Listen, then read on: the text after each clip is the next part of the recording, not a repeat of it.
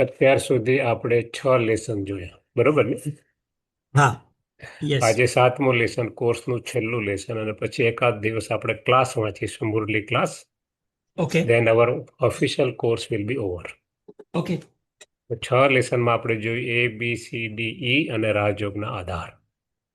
એ એટલે આત્મા, atom, power, energy, સંકલ્પ, પરિવર્તન ક્યારે થાય?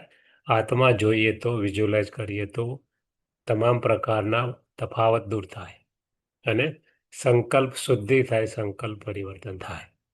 બી ફોર બાબા, સુપ્રીમ ગોડ ફાધર, સર્વોચ્ચ, સર્વોપરી, સર્વધર્મ માન્ય, સર્વજ્ઞ અને સાગર. સી ફોર કનેક્શન, રાજયોગ, રાજા બનવાનું છે. યોગ એટલે કે પરમાત્મા જોડે કનેક્ટ કરીને, because we become powerless gradually. કોઈ પણ બેટરી ડાઉન થાય, આપણી આત્માની બેટરી પણ ડાઉન થઈ ગયેલા, આપણે કનેક્ટ કરવાનું છે પરમાત્મા જોડે, અને કર્મેન્દ્રિયોના રાજા બનવાનું છે, મન, બુદ્ધિ, સંસ્કાર સહિત. ચોથું લેસન ડી ફોર ડ્રામા, સૃષ્ટિ ચક્ર 4 યુગમાં ફરે છે, એટલે કે ક્યારેય એનો પ્રલય નથી, વિનાશ જરૂર છે. મહાપરિવર્તન, પરિવર્તન, વિનાશ, અર્ધવિનાશ છે, પણ ક્યારેય પ્રલય નથી, એનિલિશન નથી, ડિસ્ટ્રક્શન છે. અને 6 લો. ત્યાર પછી 5મું lesson E for evolution of drama જોયું આપણે, સૃષ્ટિ ચક્ર ઝાડમાં કઈ રીતે સમાયેલું છે, કલ્પ વૃક્ષ અથવા ક્રિસમસ ટ્રી, અને સીડી કઈ રીતે 84 જન્મ છે. પછી આપણે રાજયોગના 4 આધાર જોયા. Holi company, truth, company of the truth, that is સત્સંગ. ડિવાઇન વર્ચ્યુઝ, દૈવી ગુણ, શુદ્ધ અન્ન, પ્યોર ફૂડ, અને રિલેશનશિપ વિથ સર્વ સંબંધ. આ તે જોઈશું કે પરમાત્માનું અવતરણ બીજાના શરીરમાં થાય છે તો એના જીવનમાં શું પરિવર્તન આવે. અમે તમને એક બુક પણ મોકલીશું 2 ભાગમાં, તમે ગમે ત્યારે વાંચી શકો છો. આજે આપણે ઉપર ઉપરથી એકાદ કલાકમાં જોઈશું. તો let us Sure. Start. Yeah. કે પરમાત્માનું ઇન્કાર્નેશન એટલે કે અવતરણ કઈ રીતે થાય. જન્મ થતો નથી. શિવરાત્રિ મનાવીએ છીએ તો રાત્રે 12 વાગે શિવ કોનો જન્મ થાય છે ખબર નથી. પરમાત્મા કે હું મનુષ્યની માફક જન્મ લેતો નથી, હું સીધો જ બીજાના શરીરમાં એન્ટર થાઉં છું. એટલે કે ઇન્કાર્નેશન, અવતરણ. કોનું શરીર હતું? તેનું નામ હતું દાદા લેખરાજ, જે આપની સામે પિક્ચર છે. એમનો જન્મ 1876માં સિંધ હૈદરાબાદમાં થયો હતો. અત્યારે પાકિસ્તાનમાં છે. ત્યારે ભારત એક હતું. 47 પછી ભારત પાકિસ્તાનનું પાર્ટીશન થયું. દાદા વલ્લભાચાર્ય હતા, પ્યોર વિષ્ણુ ભક્ત હતા. પિતા એમના સ્કૂલમાં હેડમાસ્ટર હતા. આપણે શા માટે એમનો ઇતિહાસ જોઈએ છીએ? એટલા માટે જોઈએ છે કે એ ગ્રહસ્થી હતા, આપણી જેવા હતા. એમણે પણ પોતાનું જીવન બનાવ્યું, આપણે પણ બનાવી શકીએ. એટલું જ કહે છે, મેં મારા જીવનમાં એક્સપેરિમેન્ટ કર્યા અને એક્સપિરિયન્સ પ્રાપ્ત કર્યો. તમે પણ તમારા જીવનમાં એક્સપેરિમેન્ટ કરો અને એક્સપિરિયન્સ પ્રાપ્ત કરો. મારું જીવન પરિવર્તન થયું, તમારું પણ થાય, સ્વાભાવિક છે. એ પણ આપણી જેવા ગ્રહસ્થ 4 સંતાનના માતા પિતા હતા. કેવી રીતે બ્રહ્માકુમારીની સ્થાપના થઈ, શું છે, એટલા માટે આપણને ઇતિહાસ જોઈએ છે. બાકી કોઈ મનુષ્ય અગત્યના નથી. આ કોઈ પરમાત્મા નથી, ભગવાન નથી, ટીચર નથી, ગુરુ નથી, આપણી જેવા સામાન્ય મનુષ્ય છે. એમણે એમનું જીવન બનાવતા આપણે પણ બનાવી શકીએ. That's the reason we are covering this lesson as a one of the part of the 7 days course. એટલે કે એમના પિતા હેડમાસ્ટર, સામાન્ય કુટુંબ, કોઈ બિલ ગેટ્સ કે મુકેશ અંબાણી નથી. નાનપણથી એમના મનમાં સંકલ્પ હતો કે મારે સાધુ થવું છે, બાય બર્થ જ. એટલે હંમેશા ભક્તિમાં ડૂબ્યા રહેતા હતા. નાનપણમાં માતા પિતા ગુમાવ્યા એટલે થયું કે લાવો, હવે મારે ભણવાની જરૂર નથી, સાધુ થવું છે, તો વધારે શું કરવા ભણવું જોઈએ. એમને ભણતર છોડી દીધું અને 14, 15, 16 વર્ષની ઉંમરે પોતાના ભાઈ ગ્રેન મર્ચન્ટ હતા, પોતે સિંધી હતા. સિંધી જનરલી વેપારીઓ, Sindhi, Gujarati, Punjabi, generally they are traders. એટલે કે એમના ભાઈના વ્યાપારમાં જોઈન્ટ કર્યું સિંધ હૈદરાબાદમાં ગ્રેન મર્ચન્ટ તરીકે. એમની જીવન કહાની વાંચશો તો લખ્યું છે કે 12 આને મણ એટલે 75 પ્લસ 20 kg વીટ અને બાજરો કેવું વેચતો હતો. કહેવાનો ભાવ કેટલી સસ્તાઈ છે. એની વાત જવા દો, આ તો ઘણું જૂનું છે. 1894 અમારી વાત કરી, Yeah. 1970s. અમારું ફાર્મ છે, અત્યારે પણ છે, મોટું ખેતર, બસ જમીન છે સૌરાષ્ટ્રની અંદર. ત્યાં બહુ ખૂબ મગફળી થતી એ જમાનામાં. હવે તો મગફળી નથી થતી, હવે કપાસ થાય છે. ત્યારે અમે લોકોએ 1 રૂપી પર કેજી મગફળી જોઈશે, 1 રૂપીસ પર કેજી. એટલે કહેવાનો મતલબ આ જે કંઈ આપણે મોંઘવારી જોઈ રહ્યા છે, જે કંઈ અછત જોઈ રહ્યા છે, એ છેલ્લા 40-50 વર્ષનો તકાદો છે. આપણે જોયું તો 1960 પછી જ પોપ્યુલેશનનો ટુ મચ ગ્રોથ છે, ત્યાં સુધી એટલો મોટો ગ્રોથ પણ નથી. એટલે કહેવાનો ભાવાર્થ કે ખૂબ સસ્તાઈ હતી. એમણે ગ્રેન મર્ચન્ટ જોઈન કર્યું. ભાઈનો ધંધો. ચીન હૈદરાબાદની કન્ડિશન કંઈક આવી હતી. બધા યુવાન જે હતા, 14-15 વર્ષથી માંડીને 60 વર્ષના લોકો, બધા બહાર પોતપોતાનો ધંધો રોજગાર કરતા હતા, નોકરી કરતા હતા. પણ સિસ્ટમ એવી હતી કે ફેમિલી ત્યાં રહે, પોતે એકલા જાય, વર્ષમાં 1-2 વાર આવતા રહે સિંધ હૈદરાબાદમાં. અને ભારતના વિવિધ શહેરોમાં, એમ જ ફોરેનમાં પણ આ સિંધીઓ પોતપોતાનો ધંધો કરતા હતા. કોઈ નોકરી કરતું હતું, કોઈ ધંધો કરતા. એટલે કહેવાનો ભાવ સિંધ હૈદરાબાદ ટાઉન હતું. એની અંદર મેજોરિટી કોણ જોવા મળે? બાળકો, વૃદ્ધો, માતાઓ, બહેનો. યુવાન ઓછા, કારણ કે યુવાન મોટાભાગના કમાણી માટે બહાર. પણ ફેમિલી સિસ્ટમ નથી ફેરવવાની સાથે, એટલે ફેમિલી અહીંયા જ રાખતા હતા. This was the custom and system at that time. એમણે જોયું કે અહીંયા તો નાનું ટાઉન છે, હું ક્યારે પૈસા ભેગા કરીશ. કારણ કે પૈસા એટલા માટે ભેગા કરવા કે સાધુ થવું છે, પણ બહુ લોજિકલ હતા કે સાધુ થઈશ પણ ભીખ નહીં માંગો. તો વિચારતા હતા સિંધી હતા એટલે કે થોડા પૈસા કમાઈ લો, વ્યાજમાં મૂકી દઉં તો વ્યાજમાંથી મારું ગુજરાન ચાલે, ભરણ પોષણ, મારે ભીખ ના માંગવું. એટલા માટે પૈસા કમાવા માટે, પોતાનું ભરણ પોષણ માટે એમણે ધંધો જોઈન કર્યો. બાકી ઈચ્છા એમની સાધુ થવાની જ હતી. આગળ વધ્યા એમને થયું કે અહીંયા તો કમાણી ઓછી, તે લાવ કોઈની ભેગો બહાર જતો રહું. તો જે લોકો આવતા હતા વેકેશનમાં 1-2 મહિના માટે, 15 દિવસ, અને પડોશી આવ્યા હતા જેમને મુંબઈમાં જ્વેલરીની શોપ હતી. તેમણે કીધું તમારી જોડે આવું? તો કે હા. જેમ કે આપણે કેનેડામાં કોઈ આવે, આપણે ગુજરાતી, ઇન્ડિયન કે આપણી બાજુનો, તો આપણે સપોર્ટ કરીએ, સ્વાભાવિક છે ને, આપણે કરીએ ને બધાને સપોર્ટ. Absolutely, for sure. હા, Yes. એટલે એમને પણ બાજુવાળાને કહ્યું હું આવું, તો કે ચાલો. એજ્યુકેશન એટલું બધું હતું નહીં, તારે એટલી બધી વેલ્યુ પણ નથી. એટલે એઝ એ જનરલ લેબર, જેમ આપણે અહીંયા આવે તો ગમે તે કામ કરીએ બિગિનિંગમાં, પછી ધીમે ધીમે કરતા સેટ થઈ જ. એ જ રીતે જનરલ લેબર તરીકે આપણે આમના પડોશી જોડે મુંબઈ. એ એમની જીવન કહાનીમાં લખે છે કે હું પહેલી વાર મુંબઈ ગયો હતો. મુંબઈ બી અવડું મોટું શહેર નહોતું, ટાઉન હતું. આ વાત છે 1894ની વાત છે. એટલે કહે છે કે એ જમાનામાં ત્યાં મૂવી ચાલતા, એટલે મને તો લાવો મૂવી જોવા જતા. આજુબાજુ 3-4 મિત્રો હતા, યુવાન હતા, જે શેઠને ત્યાં સિંધી જ હતા, બધા નોકરી કરતા હતા, એમને ત્યાં રહેતા હતા. તમે મૂવી જોવા ગયા? કે છે મેં મારા જીવનનું પ્રથમ મૂવી જોયું, રૂપસુંદરી. અને મૂવી જોયા પછી મારા જીવનમાં હલચલ મચી કે આટલો સરસ સંસાર છે, તો શા માટે મારે સાધુ થવું જોઈએ? હું ભોગવી લો કોઈ સાધુ તો પછી પણ થવા છે, રિટાયરમેન્ટ થયા પછી પણ. એટલે એમને લગ્ન કર્યા. આજ પણ પરમાત્મા કહે છે કે MP3ની જે અસર થાય એની કરતાં MP4ની જે માઇન્ડ ઉપર અસર થાય, visualisation and listening too much. એટલે પરમાત્મા આજે પણ કહે છે કે આપણે શું જોઈએ છે મોબાઈલમાં, ટીવીમાં, ઇન્ટરનેટમાં. દેહ સિવાય આપણે કશું જોતા જ નથી. અને દેહભાન આવે તો સ્વાભાવિક છે દેહનો જ વિચાર ચાલે. એટલે કે ડિફરન્શિએશન ઊભું થાય, એટલે કે દરેકે દરેક કર્મ આપણું પાપ કર્મ જ બને.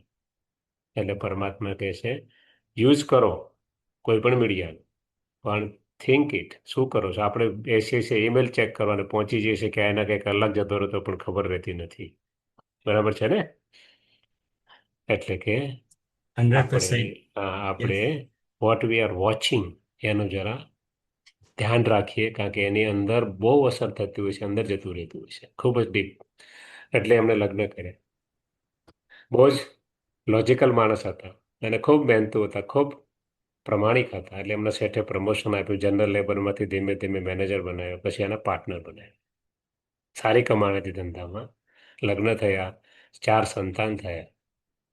પણ હંમેશા લોજિકલ, હંમેશા એવું માનતા માતાઓ બહેનોનું સમાન, માતાઓ બહેનો ભાઈઓ સમાન છે, દરેક આત્મા છે. ગીતા પાઠી હતા. એમના ઘરમાં પિક્ચર હતું, લક્ષ્મીજી નારાયણનો પગનો મસાજ કરે છે, પગ દબાવશે. એમને પેન્ટરને બોલા કીધું લક્ષ્મીજીને છૂટા કરી દો. કેમ?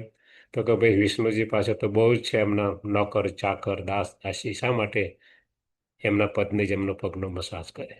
એટલે એમને ત્યાં હંમેશા લક્ષ્મીનારાયણનું ચિત્ર કેવું રહેતું, જોડે ઉભા હોય એવું રહેતું. લક્ષ્મીનારાયણ મંદિરમાં જે એ રીતે. એટલે કે હંમેશા દાદા નાનપણથી જ ખૂબ જ ભક્ત હતા મોટા, અને કોઈ પ્રકારનું ડિફરન્સિએશન ભાઈ અથવા બહેનમાં સમજતા નહોતા. એ જમાનાની વાત છે. અત્યારે તો ઘણી બધી જનરેશન આગળ આવી છે. આ વાત છે 1894, આથી લગભગ 125 વર્ષ પહેલાની વાત છે. એટલે કે ખૂબ જ લોજિકલ. એમને એક ગુરુથી સંતોષ ના તો બીજા ગુરુ કરતા એમ કરતા કરતા એમને 12 ગુરુ પણ કર્યા. ખૂબ મોટા દાની હતા. પછી શેઠને કહ્યું મારો શોરૂમ ખુલ્લો. શેઠ કે હા. સિંધી જતા એમને પહેલો શોરૂમ કલકત્તામાં ખોલ્યો, કારણ કે એ જમાનામાં હેડ ઓફિસ અંગ્રેજોની કલકત્તા હતી. કલકત્તાથી અંગ્રેજોએ ભારતની રાજધાની લેવાની શરૂઆત કરી. એમનું મેઇન પોર્ટ હતું. ત્યારે મુંબઈ નહોતું, સુરત પડી ભાંગ્યું. 1604 Surat was the biggest port of world. એટલા માટે કહેવાય સુરત સોનાની મૂરત. તમામ વસ્તુ ભારતથી એક્સપોર્ટ થતી હતી સુરતથી. પછી ધીમે ધીમે અંગ્રેજોએ કેલકાટા ડેવલપ કર્યું અને પછી આઝાદીની આજુબાજુ મુંબઈ ડેવલપ થયું છે. પહેલાં મુંબઈ એટલું બધું ડેવલપ નથી. એટલે એમણે પહેલો શોરૂમ ખોલ્યો કલકત્તામાં, પછી મુંબઈ, પછી હૈદરાબાદ. ધીમે ધીમે પૈસાદાર બન્યા અને હીરાના મોટા ડાયમંડ મર્ચન્ટ બન્યા. પણ હંમેશા બહુ જ ભક્ત હતા મોટા. કોઈ પણ એમનો પ્રસંગ હોય, ચાહે બિઝનેસ અથવા ફેમિલી, ગુરુને બોલાવે અને સત્સંગમાં કન્વર્ટ કરી દેતા. દાની હતા. હંમેશા માનતા હતા 10% મારી ઇન્કમના હું દાનમાં આપીશ. મોટા દાની હતા એમના સમાજની અંદર પણ. અને જ્યાં જ્યાં શોરૂમ હતા ત્યાં પોતે ત્યાં સદાવ્રત પોતાને ત્યાં ચલાવતા હતા. ધીમે ધીમે 4 સંતાનમાંથી 3ના લગ્ન કર્યા. એક નાનો પુત્ર હતો, એમનું નામ નારાયણ હતું, કારણ કે પોતે નારાયણના ભક્ત હતા. યાદ આવે એટલે નારાયણ નામ રાખ્યું હતું. આપણે હિન્દુઇઝમમાં કસ્ટમ સિસ્ટમ છે ભગવાનના નામ રાખવાની. શા માટે? યાદ આવે. Intention is very good, we lost everything gradually. કહેવાનો ભાવાર્થ. 3ના લગ્ન થઈ ગયા, એક બાકી હતો. હવે દાદા ધીમે ધીમે 58, 59 તરફ જવા લાગ્યા. દાદા વિચારતા હતા વારંવાર કે મારે સાધુ થવું છે. સાધુ થવું, એટલી બધી ઇન્કમ હતી ધંધામાં અને એટલું બધું એટેચમેન્ટ હતું કે છોડી શકતા ન હતા. એકવાર એમના બંગલામાં મુંબઈમાં મોટો શોરૂમની બાજુમાં મોટો બંગલો હતો.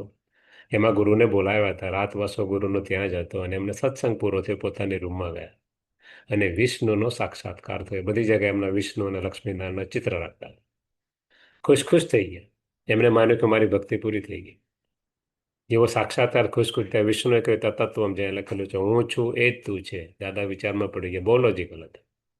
હું તો વિષ્ણુનો ભક્ત છું, હું કેવી રીતે વિષ્ણુ હોઈ શકું? ત્યારે એમનામાં કોઈ જ્ઞાન હતું નહીં, જે આપણે 7 લેસન 6 લેસન જોયા એમાં. એટલે વિચારવા લાગ્યા. જેવા વિચારવા લાગ્યા સાક્ષાત્કારમાંથી બહાર, તરત બહાર આવ્યા એટલે વિચાર્યું કે લાવો ગુરુ છે બંગલામાં પૂછી જો. ગુરુને પ્રણામ કર્યા, ગુરુનો ખૂબ આભાર માન્યો કે તમે મને સાક્ષાત્કાર કરાવ્યો. ગુરુ બહુ ઓનેસ્ટ હતા. ગુરુ કે જો ભાઈ, પરમાત્મા સાક્ષાત્કાર કરાવી શકે, બીજું કોઈ સાક્ષાત્કાર કરાવી શકે નહીં. એટલે લોજિકલ હતા. દાદાને ગમ્યું. પછી બીજો પ્રશ્ન પૂછ્યો કે વિષ્ણુજીએ મને કહ્યું તત્વમ હું છું એ જ તું છે, કેવી રીતે? ગુરુજી ક્યારે આવો પ્રશ્નનો જવાબ આપ્યો નહોતો અને સાંભળ્યો પણ નહોતો. એટલે કે જો ભાઈ, પરમાત્માએ તને સાક્ષાત્કાર કરાવ્યો છે, એટલે પરમાત્મા તને આગળનો રસ્તો બતાવશે. હું ગુરુ તરીકે એટલું જ કહું છું કે તારો સમય ધંધામાં ખૂબ જાય છે. હવે તું રિટાયરમેન્ટ તરફ જઈ રહ્યું છે, તો થોડું પરમાત્મા માટે સમય આપ. દાદાને વાત ગળે ઉતરી કે બહુ લોજિકલ. ઈચ્છા પણ હતી પણ છોડી શકતા નતો. ગુરુનો આદેશ થયો એટલે એમણે હવે સ્વીકાર્યું કે લેટ અસ ટ્રાય. એટલે એમણે બીજા દિવસે ઊભા થયા અને પાર્ટનરને ટેલિગ્રામ કર્યો. એ સમયમાં ટેલિફોન નહોતા. 1934ની વાત છે. ટેલિગ્રામ કરે કે હું 1 મહિના માટે વેકેશનમાં કાશી જઉં છું. મારા ગુરુની આજ્ઞા છે કે ભક્તિ કરવા. મારે રિટાયરમેન્ટ થવાનું છે 1 વર્ષમાં, તો હું ભક્તિ કરવા માટે કાશી જઉં છું ગુરુની આજ્ઞા પ્રમાણે. કાશી ઉપડે. શોરૂમ હતો નહીં, ફ્રેન્ડનો બંગલો હતો, નદી ગંગાને કિનારેમાં રહ્યા. હવે કશું જ કામ નહોતું. Totally free. સવારમાં 4 વાગે ઉઠે, ગંગા સ્નાન કરે અને બસ ગીતા પાઠી હતા. ગીતાનું વાંચન કરવા લાગ્યા, પણ ધ્યાન લાગતું નથી. હવે શું કરું? લખવાનું ચાલુ કર્યું. ગીતાનો પહેલો અધ્યાય, આત્મા છું, આત્મા છું, આત્મા છું. હું આત્મા છું. જશોદા પત્નીનો જશોદા આત્મા છે. મોટા પુત્રની પુત્રવતુ ઘરમાં રાધે, રાધે આત્મા છે. પોતાનો નાનો પુત્ર ખૂબ એમને પ્રિય હતો. નારાયણ આત્મા છે. આત્મા, આત્મા, આત્મા. ધૂન લાગી ગઈ. આપણે પણ લખીએ. ધ્યાન ના લાગે તો 100 વાર, 108 વાર, 51 વાર, 21 વાર. કોઈ પણ એક પોઈન્ટ લે મુરલીમાંથી. સારી લાગે સ્વમાન જેને કહેવાય. હું પરમાત્માનું શક્તિશાળી સંતાન છું. માસ્ટર ઓલમાઇટી ઓથોરિટી છું. માસ્ટર જ્ઞાનનો સાગર. તો અંદર જશે અને ધીમે ધીમે આપણે સ્ટેબલ થઈ શકીશું. કર્મ કરીએ તો ફળ મળે, બાકી ના મળે. એટલે એમણે લખવાનું ચાલુ કર્યું. 20 દિવસ લખ્યું એમણે. 21મા દિવસે 3 સાક્ષાત્કાર થયા, જે આપણે ચિત્રોમાં જોયા હતા. દાદાને કોઈ જ્ઞાન હતું નહીં. પહેલો સાક્ષાત્કાર મહાવિનાશ 34-35 western world atomic war, eastern world civil war, બંને બાજુ એક સાથ નેચરલ કેલેમિટી જેટલો ભયંકર વિનાશ પરમાત્માએ દેખાડ્યો સાક્ષાત્કારમાં કે દાદા રડી પડ્યા કે પ્રભુ બંધ કરો, હું જોઈ શકતો નથી. લાશોના ઢગલે ઢગલા થઈ ગયા, કોઈ અંતિમ ક્રિયા કરવા વાળું નથી. સાક્ષાત્કારમાંથી બહાર આવી ગયા, વિચારવા લાગ્યા કે મારા ગુરુ કહેતા હતા તને પરમાત્મા બતાવશો, આવો મોટો ભયંકર સાક્ષાત્કાર, તો પછી શું? તો પછી આ ધંધો કોના માટે કરું છું? મારી પાસે 4 જનરેશન ખાય, 3-4 જનરેશન ખાય એટલા તો પૈસા છે, તો મને કેમ લોભ છૂટતો નથી? પોતાની જાતે વાતો કરવા લાગ્યા. ધીરે ધીરે વૈરાગ્ય આવવા લાગ્યા. પરમાત્માએ બીજો સાક્ષાત્કાર કરાયો. સ્વર્ગ કેવું હશે અને કેવી રીતે ટ્રાન્સફોર્મેશન થશે, જે આપણે જોયું. લક્ષ્મીનારાયણના દર્શન કર્યા, ખુશ થઈ ગયા. સોનેની દુનિયા, હીરે જડિત મહેલ, દરેકે દરેકને, ઇવન પ્રજાને પણ ખુશ થઈ ગયા. તેમણે એક અવાજ સાંભળ્યો, જેને આપણે આકાશવાણી કહીએ છીએ, કે આવી દુનિયા તારે બનાવી. દાદા ચોકી ગયા, હું કેવી રીતે દુનિયા બનાવી શકું? પરમાત્મા પણ, હું તો એક સામાન્ય માણસ છું. લોજિકલ હતા. વચ્ચે અમને પરમધામનો પણ સાક્ષાત્કાર થયો અને ખૂબ શાંતિનો પણ અનુભવ થયો. પછી આ સાક્ષાત્કાર થયો, પણ કશી ખબર નથી, કોઈ જ્ઞાન હતું નહીં. પછી પરમાત્માએ ધીરે ધીરે ક્લેરિફાય કર્યું, વોટ ઇઝ ધીસ. ખુશ થઈ ગયા અને સાંભળ્યું, એટલે જેવા વિચારવા લાગ્યા કે તારે હું કેવી રીતે બનાવી શકું, એટલે સાક્ષાત્કારમાંથી બહાર આવી ગયા. હવે વિચારવા લાગ્યા, ગુરુએ મને કહ્યું તો વાત તો સાચી છે, કે પરમાત્મા બતાવી રહ્યા છે કે ટ્રાન્સફોર્મેશન કરે. તો હું એમનો ભક્ત છું, મારી ડ્યુટી છે કે એમને મદદ કરવી. એટલે હવે નિર્ણય કરી લીધો કે આપણે રિટાયર થઈ જ જવું છે. બીજા દિવસે ઉભા થયા, ટેલિગ્રામ, હું આવું છું કલકત્તા, વકીલ બોલાવી રાખો, મારા ભાગમાં જે આવે તે, I wanted to retire. Calcutta પહોંચ્યા, જે કંઈ ભાગમાં એવું લઈ રવાના થઈ ગયા પોતાના સિંધ હૈદરાબાદ વતન. હવે કશું કામ હતું નહીં. એ જમાનામાં દાદાની પાસે 2 મોટર કાર, જ્યારે બેટરી નથી આવતી, એન્જિનને લોકો હેન્ડલ મારીને ચાલુ કરતા, અને એક મિની બસ ફેમિલી માટે મહાદાની, ખૂબ સમાજમાં નામમાન શાન. એટલે પોતાને ઘરે સત્સંગ ચાલુ કર્યો. 3 બંગલા હતા મોટા મોટા, એમાં એક બંગલા. રોજ 60-70 ભાઈઓ બહેનો હતા, મેજોરિટી માતાઓ બહેનો કે ભાઈઓ મોટા મોટા હતા, 12 હતા. હવે સત્સંગ ચાલવા લાગ્યો. એકવાર ગુરુ આવ્યા હતા, એમને બરાબર અંદરથી લાગ્યું નહીં, તો ગુરુનો સત્સંગ છોડીને બંગલાની એક કોર્નરની રૂમમાં જઈને બેસી ગયા. 15-20 મિનિટથી દાદા આવ્યા નહીં. એમના પત્ની જશોદા, પુત્ર વધુથી રાધે, એને વિચાર કર્યો, દાદા ક્યાં ગયા? ગુરુ હાજર હોય અને યજમાન જો હાજર ના આવે, હોશ તો ગુરુનું અપમાન કહેવાય. એટલે બંને જણા દાદાને શોધવા નીકળ્યા. તો જોયું કે કોર્નરની રૂમમાં દાદા રૂમની વચ્ચે બેઠા છે, દરવાજો અને બારી ખુલ્લી છે, બારીમાંથી દેખાય છે. દાદાની આંખો બંધ છે, બોલાવા કર્યું એટલે માતાજી હતા, એમની જે પુત્ર વધુ એને કહ્યું કે બેટા રાધે, દાદા આંખો ખોલે તો તું લઈને આવ, હું સત્સંગમાં જાઉં છું. બધા ગેરહાજર એ બરાબર જતા રહ્યા. અને યંગ પુત્ર વધુ હતી, એને વિચાર્યું હું શું કરું, દરવાજા વિશે એકલા વેટ કરું. દાદાની આંખો બંધ હતી, જોવા લાગી. એને પણ કંઈક નવીનતા અનુભવ થઈ, જેવી બેઠી દરવાજાની વચ્ચે, ત્યાં દાદામાંથી કંઈક લાલ લાલ પ્રકાશ આવી રહ્યો છે. થોડી વાર થઈ, દાદાની આંખો બંધ. દાદાએ 3 મહાવાક્ય બોલ્યા, અહીંયા લખેલા છે, નિજાનંદ સ્વરૂપમ શિવોહમ શિવોહમ, જ્ઞાન સ્વરૂપમ શિવોહમ શિવોહમ, પ્રકાશ સ્વરૂપમ શિવોહમ શિવોહમ. દાદાને 3 વાક્ય બોલ્યા પછી મોઢું બંધ થઈ ગયું. થોડી વાર પછી દાદાએ આંખો ખોલી અને સામે જોયું તો પુત્ર બધો. દાદાએ પૂછ્યું, બેટા રાધે, મારામાં કોઈ શક્તિ આવી, કોઈ પાવર આવ્યો, મારા મુખેથી બોલ્યો, મને પણ સંભળાયું, તને શું સંભળાયું? એટલે એણે કહ્યું. હવે દાદાને ખ્યાલ આવે કે પરમાત્મા શિવ, મારા ગુરુ જે કહે છે એ પ્રમાણે મારા દ્વારા કંઈ કાર્ય કરાવવા માગે છે, તો શા માટે હું એ કહે છે એ પ્રમાણે ના કરું? એટલે એમણે દ્રઢ નિશ્ચય, મહાન ભક્ત હતા, કે હવે જે કંઈ એ કે એ રીતે કરું. હવે દાદાનું મકસદ એટલે કે પોતાનો ટાર્ગેટ ફિક્સ થઈ. હવે દાદાના શરીરમાં જ્યારે જ્યારે દાદા પોતે, માનો કે ગીતા વાંચન કરતા હોય, ગુરુના દાદા પોતે ગીતા વાંચન કરતા હતા, સત્સંગમાં રોજ સત્સંગ ચાલતો હતો, બધાને જમાડતા હતા. હવે દાદા જ્યારે ગીતા વાંચન કરવા લાગ્યા, તો સત્સંગનો નિયમ હતો હંમેશા, પહેલા ઓમની ધ્વનિ કરતા 25-30 વાર, પછી સત્સંગ ચાલુ થતો. હવે દાદા જ્યારે બેસવા લાગ્યા સીધા પરમાત્મા દાદાના શરીરમાં આવવા લાગ્યા અને ધીમે ધીમે પરમાત્માએ દાદા થ્રુ સાક્ષાત્કાર કરાવવાનું ચાલુ કર્યું. જે કઈ સત્સંગમાં આવતા તેમને જેને માને તે દાદામાં દેખાય, કૃષ્ણને માને તો દાદામાં કૃષ્ણ દેખાય, હનુમાનજીને માને તો દાદામાં હનુમાનજી દેખાય. કરાવનાર કોણ છે? પરમાત્મા, દાદા નહીં. પણ લોકો કોને જુએ? દાદા. દાદા એટલે ભાઈ. દાદા લેખરાજ નામ હતું, એમને જોઈએ લેખરાજ દાદા કહેતા. એમને જોઈએ એમના શરીર દ્વારા લોકોને સાક્ષાત્કાર થવા લાગ્યા. માતાઓ બહેનો વાતો કરે સ્વાભાવિક છે, એટલે વાતો કરો એટલે મને આ દેખાયું, મને ધીમે ધીમે કરતી સિંધ હૈદરાબાદમાં વાત ફેલાઈ. આ સત્સંગ 300 નો થઈ ગયો 70માં. કેમ? સરપ્રાઈઝ કે દરેકને આવે અને જેને માનતાઓનો સાક્ષાત્કાર થાય. આ સાક્ષાત્કાર, આ દ્રશ્યની અંદર, આ સાક્ષાત્કારની અંદર એક કન્યા પણ આવી જેનું નામ રાધે હતું, દાદાની પુત્રવધુ. એના માતા પિતા પણ સિંધી હતા, મુંબઈમાં મોટો બિઝનેસ કરતા હતા, ઇન્સ્યોરન્સ બ્રોકર હતા, ઘેના મોટા વ્યાપારી હતા. એમને મોટો લોસ આવ્યો, બેંકરપ્ટ થઈ ગયું, કશું જ ના. આજે હતી ઓમ રાધે, જેનું નામ રાધે હતું. 15-16 વર્ષની કન્યા હતી. કશું જ ના રહ્યું. હવે છોડ્યા વગર છૂટકો તો કોન્વેન્ટ સ્કૂલમાં ભણતી હતી, સરસ મજાનું ગાતી હતી, વાયોલિન વગાડતી હતી, પણ કોઈ રસ્તો ના રહ્યો એમના મધર માટે અને એના માટે ટોટલી બેંકરપ્ટ. એટલે એમના મામાને ત્યાં સિંધ હૈદરાબાદમાં આવ્યા.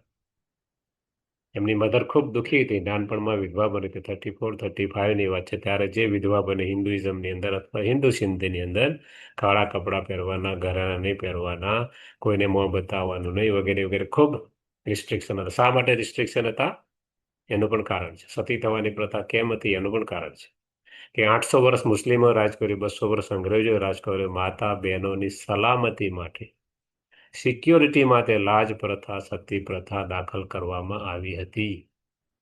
બાકી તમે લક્ષ્મીનારાયણના મંદિરમાં જઈને જો, લક્ષ્મી ક્યારે લાજ નહીં કાઢે. નારાયણ કર્ટેન નહીં હોય વચ્ચે. આ કસ્ટમ સિસ્ટમ આપણી નથી. આજે પણ મુસ્લિમો બુરખો પહેરે છે. હિન્દુઇઝમમાં કોઈ કસ્ટમ સિસ્ટમ નથી આવી, એટલા માટે કે લોકોની નજર ના બગડે કોઈ કન્યા અથવા માતાઓ ઉપર, વિધવાઓ ઉપર, એટલા માટે કસ્ટમ સિસ્ટમ આવેલી છે. કોઈ અંધશ્રદ્ધા નથી. જેવો સમય એ પ્રમાણે આપણા પૂર્વજોએ પરિવર્તન કર્યા છે.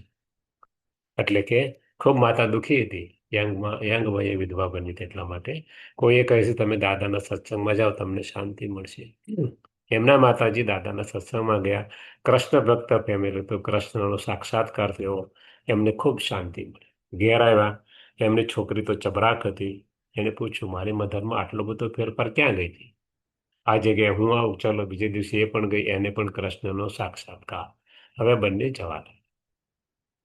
આ કન્યાની વિશેષતા સરસ મજાનું વીણા વગાડતી, એટલે પરમાત્માએ ઓમ ધ્વનિનું કામ આને શું એટલે નામ રાખ્યું ઓમ રાધે.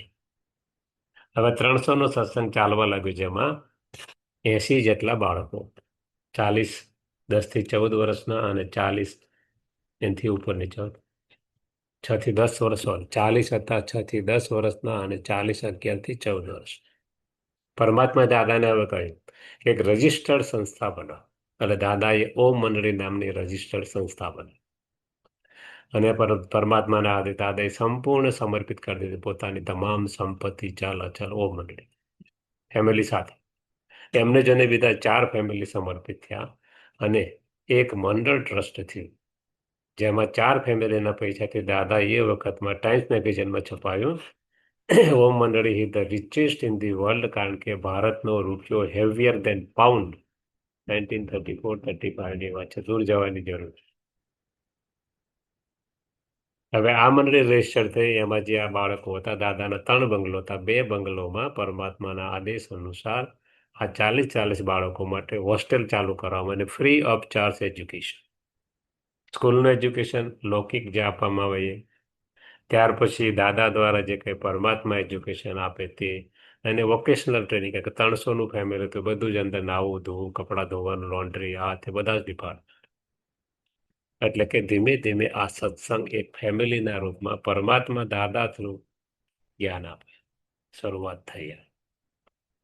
હવે દાદા થ્રુ જે કંઈક પરમાત્મા કામ કરાવવા લાગ્યા, ધીમે ધીમે લેસન નંબર 1, લેસન નંબર 2, પરમાત્મા એ સાક્ષાત્કાર દ્વારા જ હું આત્મા છું, આત્માનો સાક્ષાત્કાર ડાયરેક્ટ મનમાં પૂરેપૂરું બેસી જાય. જો પરમાત્મા તો પરમાત્માનો સાક્ષાત્કાર.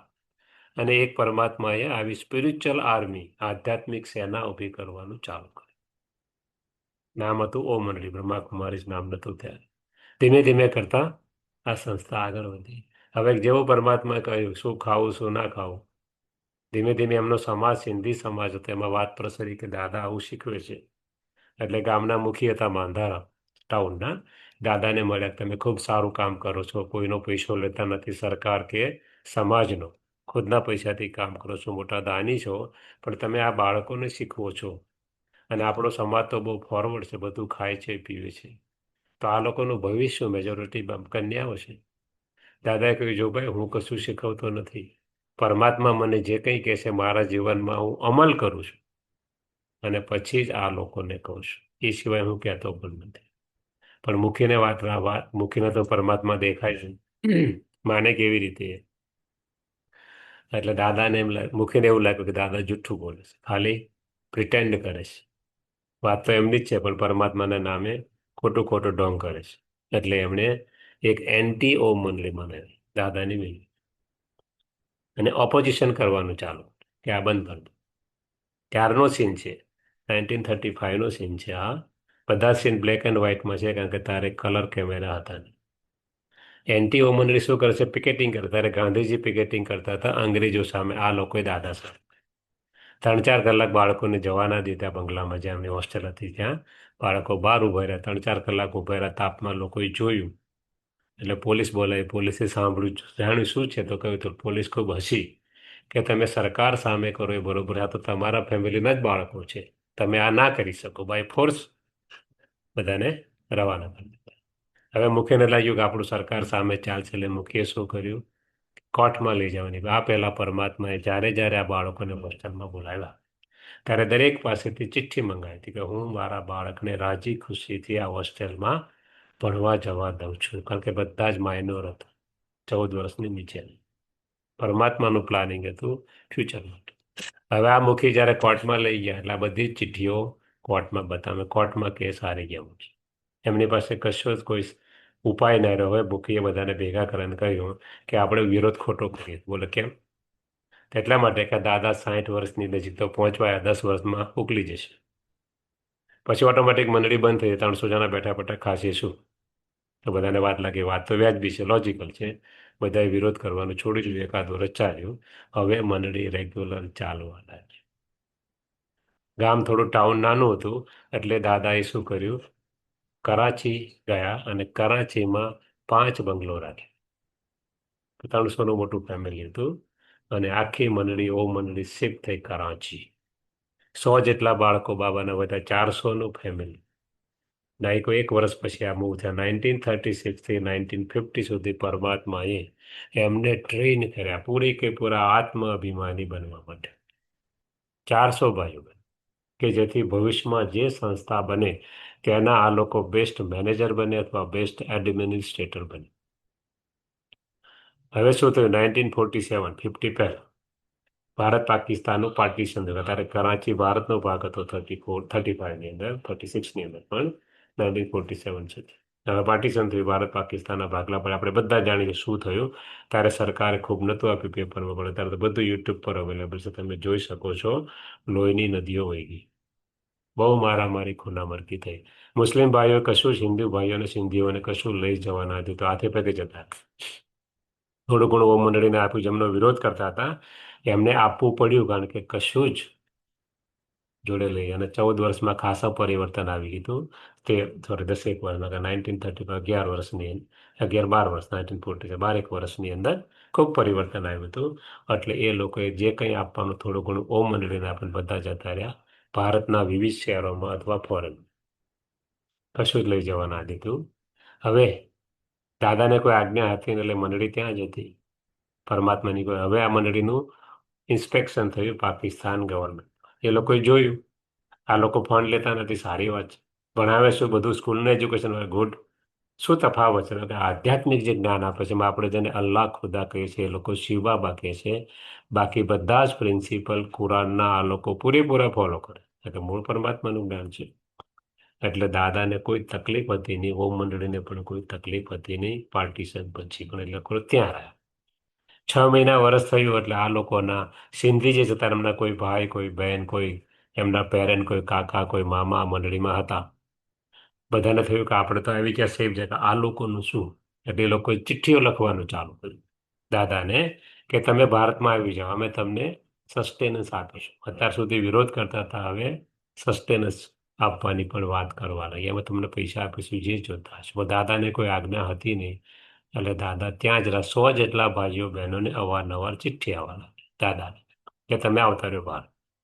1950માં પરમાત્માએ કહ્યું ચલો ભારત. એટલે આ એક બેન હતા જેનું નામ દીદી મનમોહન. તેમના ભાઈ મોટા દાની હતા. મુંબઈમાં જે જસલોક હોસ્પિટલ છે, ઇવન ટુડે રન બાય સિંધિકલ. એમણે બહુ મોટું દાન કર્યું. એ જમાનામાં કરોડ રૂપિયાનું દાન કર્યું. મેઇન ટ્રસ્ટે હતા, વારંવાર કહેતા હતા. ત્યારે ગુજરાત સ્ટેટ હતું નહીં. ગુજરાત સ્ટેટ બન્યું 1 મે 1960માં. 50માં કે 47માં નહોતું. એટલે કે બોમ્બે, ગ્રેટર બોમ્બે સ્ટેટ તો બોમ્બે સ્ટેટ હતું. આખો ગુજરાતનો પટ્ટો, બરોડા, અમદાવાદ બધું, વલસાડ બધું હતું મુંબઈમાં. અને સૌરાષ્ટ્ર અલગ સ્ટેટ હતું, કચ્છ યુનિયન ટેરિટરી. આવી કંઈક ભૌગોલિક પરિસ્થિતિ હતી. એટલે એમને મુંબઈ મોકલ્યા. એમના ભાઈને ત્યાં એમને જગ્યા જોઈ, મુંબઈ, વડોદરા, અમદાવાદ. એમને ના ગમી કોઈ જગ્યા માફક નહીં. એટલે કોઈએ કહ્યું 2-3 વર્ષ થયા છે આપણને આઝાદી મળે છે, મોટી કોઠીઓ છે ત્યાં માઉન્ટ આબુ. ત્યાં રાજાઓ હવા ખાવા માટે જતા ઉનાળામાં, ઠંડી હવા ઉપર ટેકરા પર હોય એટલે પર્વત ઉપર. ત્યાં તમને એવી કોઠી મળે, કોઈ 300-400નો કાફલો લઈને જતા ઉપર, 10-15 દિવસ રહેતા, શિકાર કરતા, આનંદ માણતા અને પાછા નીચે આવી જતા ઉનાળો પૂરો થાય એટલે. આ લોકો માઉન્ટ આબુ ગયા. એમને ભરત રાજાની વ્રજ કોઠી ગમી, એમને રાખી લીધી વ્રજ કોઠી. અને આ મંડળી શિફ્ટ થઈ 15 મે 1950 ભારતથી, સોરી, પાકિસ્તાનથી ભારત. એટલે 47માં પાર્ટીશન થઈ ગયું. એ લોકો ને બધું જ ગવર્મેન્ટે લઈ જવાની. 47માં કશું જ નહીં. ક્યાંક શા માટે કે મંડળીની ઇમ્પ્રેશન બહુ સારી હતી સરકાર ઉપર, કોઈ પ્રોબ્લેમ નહોતો. અને સારું એજ્યુકેશનનું કામ આ લોકો કરતા હતા. સરકારે એટલે મંડળીની કાર પણ, દાદા પાસે કાર હતી, મંડળીને આપી દીધી. મંડળીની કાર પણ બોટમાં ચડી ગઈ છે. એ લોકો કરાંચીથી સામે ઓખા બંદર પડે, જ્યાં જે ગુજરાતમાં છે ત્યારે સૌરાષ્ટ્રમાં હતું. ત્યાંથી એ લોકો રાજકોટ આવ્યા બાય ટ્રેન. રાજકોટથી આબુ રોડ, આબુ રોડથી માઉન્ટ આબુ. પરમાત્માએ નામ બદલી ગયા. દરેકે દરેક જે 400 ભાઈમાં દરેકના નામ પરમાત્માએ બદલાતા. દાદાનું નામ રાખ્યું હતું પ્રજાપિતા બ્રહ્મા, બ્રહ્મની માં. એના મુખ દ્વારા જ્ઞાન પરમાત્માએ આપ્યું, પરમાત્મા પ્રજાના પિતા. એટલે નામ રાખ્યું પ્રજાપિતા બ્રહ્મા કુમારી ઈશ્વરીય વિશ્વવિદ્યાલય. વિદ્યાલય એક પણ સેન્ટર હતું નહીં. વિદ્યાનું કામ કરતા હતા પણ સેન્ટર વિશ્વવિદ્યાલય, જ્યાં દરેકે દરેક જગ્યાએ સેન્ટર હોય આખા વર્લ્ડમાં, જેને ખરેખર વિશ્વવિદ્યાલય કહેવાય, જો પરમાત્માનું પ્લાનિંગ. કુમારી શા માટે? ઈશ્વરી, એટલે કે ઈશ્વર દ્વારા ચાલતી, ઈશ્વર દ્વારા સ્થાપિત, ઈશ્વર દ્વારા જ્ઞાન આપતી સંસ્થા, કોઈ મનુષ્ય દ્વારા નહીં. કુમારી જ એટલા માટે મેજોરિટી માતાઓ બહેનો પહેલેથી, કારણ કે માતાઓ બહેનોને ભાવના શ્રદ્ધા પરમાત્મામાં વધારે. આજ પણ મંદિરમાં જાઓ તમને માતાઓ બહેનો વધારે જોવા મળશે ભાઈઓ કરતા, કોઈ પણ મંદિરમાં જાઓ. એટલા માટે કુમારી પવિત્ર છે. હિન્દુઇઝમમાં પવિત્રતાને બહુ મહત્વ આપવામાં આવે છે.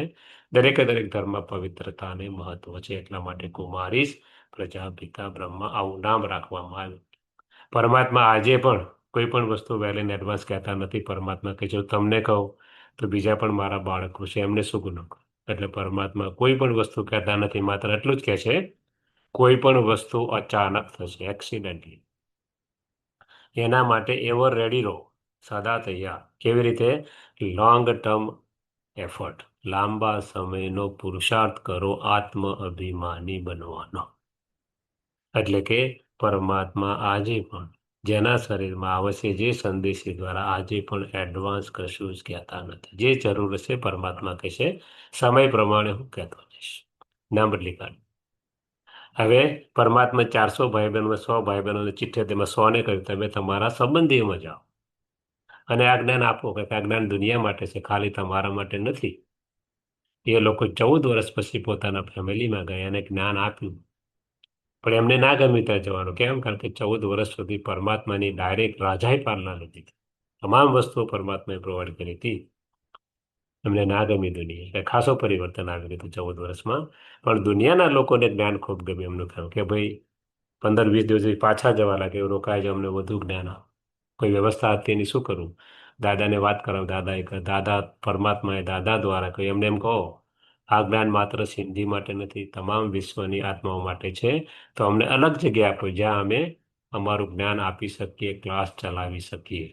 તમારા ઘરમાં ગમે તે એવો વ્યક્તિ આવે, હિન્દુ મુસ્લિમ, તો સારું ના લાગે. તો સિંધી બધા હતા, સેટલ થઈ ગયા હતા 3 વર્ષમાં. એમને કોઈ કંઈ વાંધો નહીં, તમે અમારા ફેમિલી મેમ્બર્સ જ છો, શું ફેર પડે છે? એમને પહેલું સેન્ટર ખોલ્યું રજૌરી ગાર્ડન દિલ્હીમાં, બોર્ડ લાગ્યું બ્રહ્મા કુમારી ઈશ્વરી વિશ્વવિદ્યાલય. હવે ધીમે ધીમે બ્રહ્માકુમારીના સેન્ટર ખોલવા લાગે. કેવી રીતે સેન્ટર ચાલે? આપણે ટોરન્ટોમાં પણ સેન્ટર છે. તો પરમાત્મા કહે છે માંગને છે ભરના ભલા, ક્યારેય માંગવાનું તો પછી ચાલે કેવી રીતે?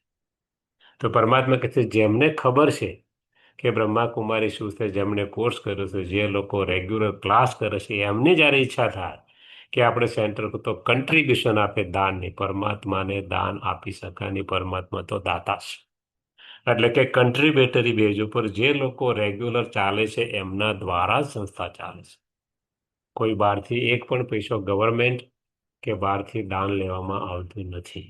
બીજું, કોઈ પણ સેન્ટર પર બહાર ધર્માદાની પેટી મૂકવાની, જેમ મંદિરમાં કોઈ પણ જગ્યાએ જાવ તો બોક્સ મૂકેલું, ડોનેશન બોક્સ. પરમાત્મા કહે જી નહીં, તમે કોઈના પૈસા લઈ ના શકો, તમે શું કરો છો લોકોને ખબર નથી, તો તમારો કોઈ અધિકાર નથી પબ્લિક ફંડ ઉપર. એટલે ના તો ગવર્મેન્ટ મની, ના તો પબ્લિક મની, ના તો ડોનેશન બોક્સ. તમને એમ લાગે કે ચલાવવા જેવું છે તો પોતે કન્ટ્રીબ્યુશન આપો, પોતાના તન મન ધનથી ચલાવો. એટલે કે કન્ટ્રીબ્યુટરી બેઝ ઉપર જે લોકો રેગ્યુલર સ્ટુડન્ટ છે, રેગ્યુલર બાબાને ત્યાં જાય છે, મુરલી સાંભળે છે, એના પણથી સંસ્થા ચાલે છે. ક્યાંથી પૈસા આવે છે એનો જવાબ નંબર 1. બીજું, કેવી રીતે ચાલે છે? તો કે જે લોકો ભેગા થાય એમાંથી 5-6નું ટ્રસ્ટ બને, મેજોરિટી માતાઓ બહેન, અને ભાઈઓ બેકબોન તરીકે માતાઓને આગળ રાખવાને આપણે લેસન નંબર 3માં પણ જોયું કે માતાઓને શ્રદ્ધા વિશ્વાસ વધારે હોય છે પરમાત્મામાં ભાઈઓ કરતા, ઓછો ઈગો હોય છે, એટલે સંસ્થા તૂટે નહીં ભવિષ્યમાં બને તો. અને ટેક કેર કરવાની નાનપણથી બાય બર્થ એમને ટ્રેનિંગ હોય છે. કોઈ પણ વ્યક્તિ આવે, કોઈ પણ આત્મા પરમાત્માના ઘરે આવે, સારી નથી, એની ટેક કેર કરી શકે એટલા માટે પરમાત્માએ જ્ઞાનનો કળશ માતાઓ બહેનો પણ મૂક્યો છે. નિમિત્ત ભાઈ, શરીર ભાઈનું છે, કળશ જ્ઞાનને વહાવવાની જવાબદારી માતાઓ બહેનો. દરેક નદીનું નામ ગંગા, યમુના, કાવેરી, ગોદાવરી બહેનો પર છે. એટલે કે કુમારીસ, એટલે કે બહેનો દ્વારા ધીમે ધીમે જ્ઞાન આપવાનું કામ ચાલુ થાય. હવે સેન્ટર ખુલવા લાગે, એટલે કે 5-6 ભાઈઓ બહેનો જે ભેગા થાય એ વહીવટ કરે. કોઈને પણ એક પણ પૈસો સેલેરી નહીં, વેજ નહીં, કોર્સ કરાવે, મુરલી વાંચે, કશું નહીં. પરમાત્મા કહેશે તમને એવો અભિમાન આવે કે મારા વગર ના ચાલે, છોડી દો. પરમાત્માનું કામ છે ગમે તેને નિમિત્ત બનાવીને કરાવી લે છે. એટલે કે કોઈ પણ પ્રકારનો ઈગો નહીં જોયું છે, અભિમાન માયા છે. એટલે કે આ રીતે સેન્ટર ચાલે. એક કોઓર્ડિનેટર હોય અને બીજા 4-5 જણા એમને હેલ્પ કરે. બધી જ વસ્તુ સેન્ટરમાં જ બને, સેન્ટર દ્વારા જ ચાલે. કોઈ વસ્તુ બહારથી લાવવાની નહીં, સિવાય કે રો મટીરિયલ્સ. એટલે કે આ ચલાવે, આ બધા સેન્ટર ભેગા થઈને કન્ટ્રી કોઓર્ડિનેટર બને. અમારા કન્ટ્રી કોઓર્ડિનેટર બ્રધર એરિક કરીને છે, જે ક્રિશ્ચન છે. મેજોરિટી વેસ્ટર્ન વર્લ્ડના સેન્ટર્સ ક્રિશ્ચન દ્વારા ચાલે છે. હા, તો અમે લોકો આવ્યા તારા અહીં બ્રધર એન્થની કરીને તેમને આ સેન્ટર આખું ઊભું કરેલું છે. તમામ પૈસા એમણે આપેલા છે. આપણે શું આપી શકવાનું ઇમિગ્રન્ટ? કશું જ.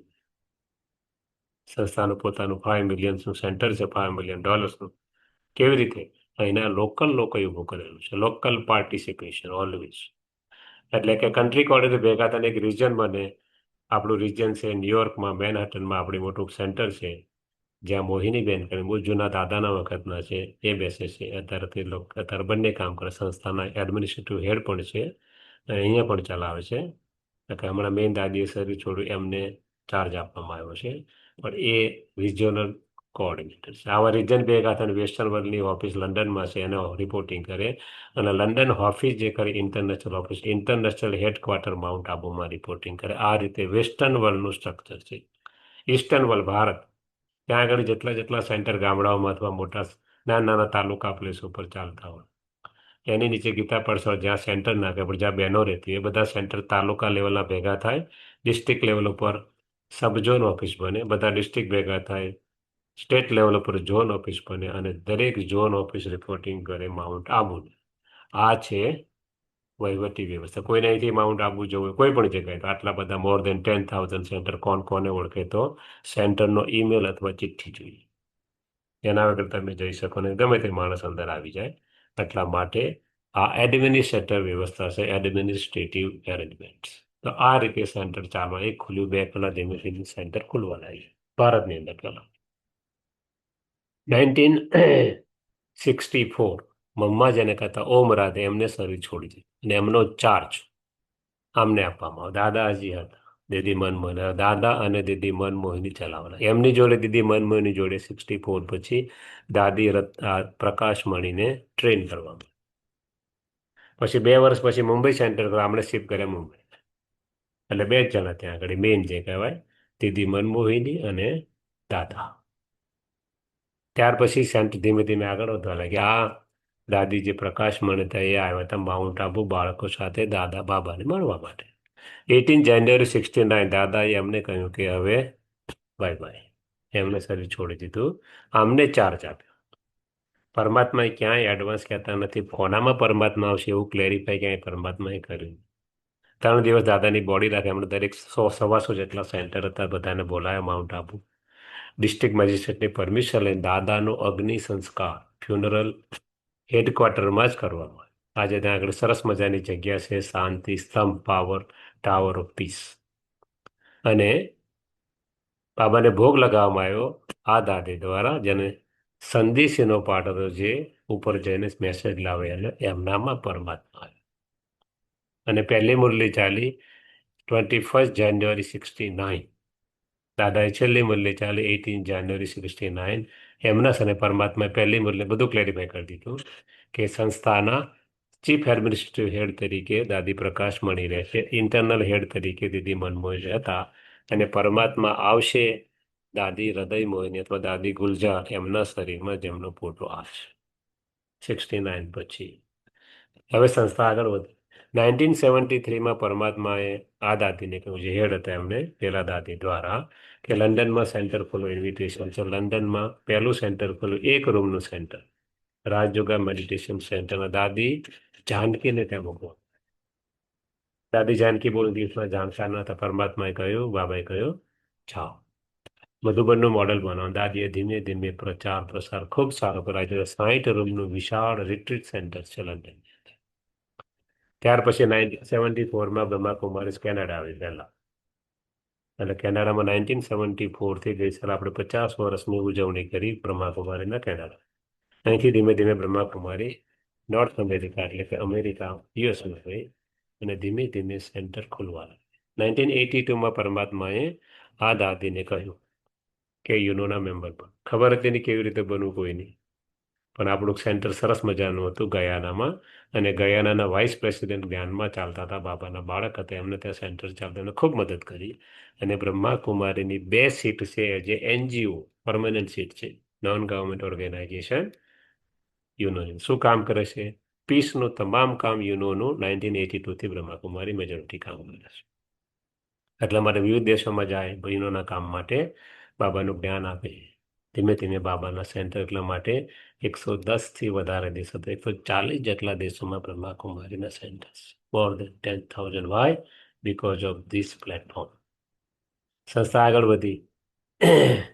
1984માં મનમોહની દીદીએ શરીર છોડ્યું અને એમનો ચાર્જ આમને જ આપવામાં આવ્યો. અને જોડે પેલા દાદી હતા, જેના શરીરમાં પરમાત્મા હતા. ધીમે ધીમે કરતા આ 2 બહેનોએ એમને આગળ કારભાર વધાર્યો. અને 1984ની અંદર બીજો એક હોલ પણ બન્યો. કોઈ હોલ હતો નહીં, ઘણા બધા ફોરેનર્સ આવવા લાગ્યા હતા બ્રહ્માકુમારીનું. ટ્રાન્સલેશનની તકલીફ હતી, એટલે 5,000ની કેપેસિટી વાળો હોલ બન્યો, જેનું નામ છે ઓમ શાંતિ ભવન. પહેલી વાર એના કેમ્પસની બહાર બ્રહ્માકુમારી માઉન્ટ આબુ.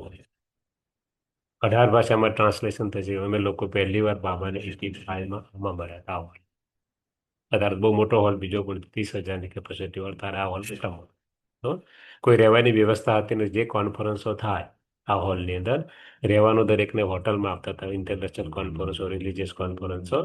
અને કોન્ફરન્સો 85 to 90 સુધી આ દાદીએ ખૂબ મોટા વિશાળ પાયે કરી. અને બ્રહ્માકુમારીનો ખૂબ જ પ્રચાર પ્રસાર થયો ફોરેનમાં અને ભારતમાં. સેન્ટર ખુલવા લાગે. હવે જગ્યા નથી, શું કરવું માઉન્ટ આબુ ખાતે.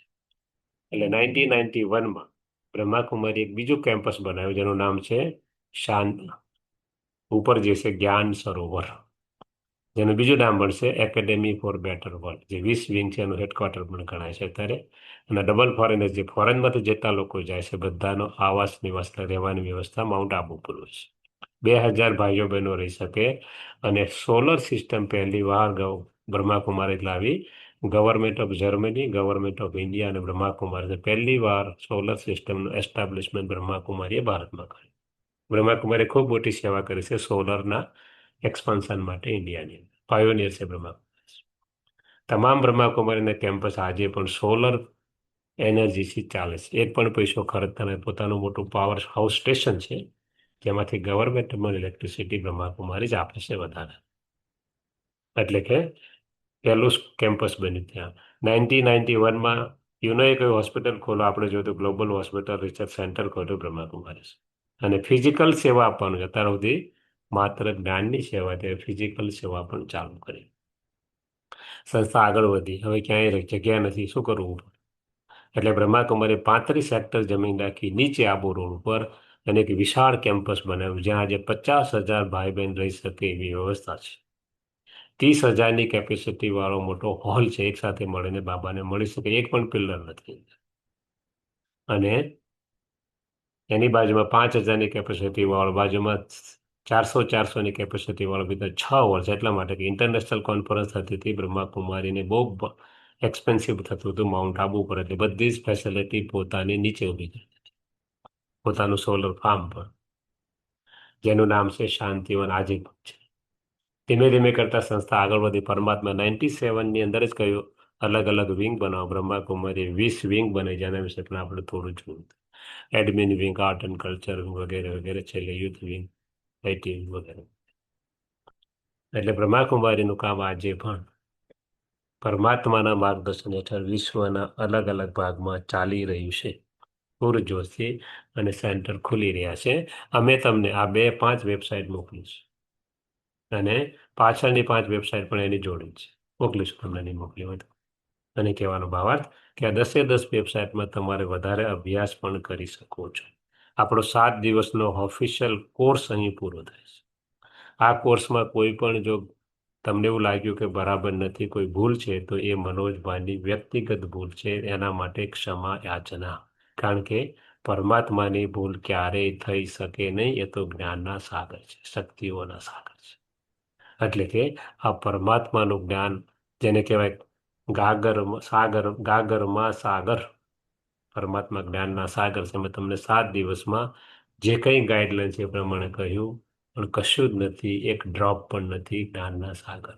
એટલે કે આપણો કોર્સ પૂરો થાય છે અહીંયા.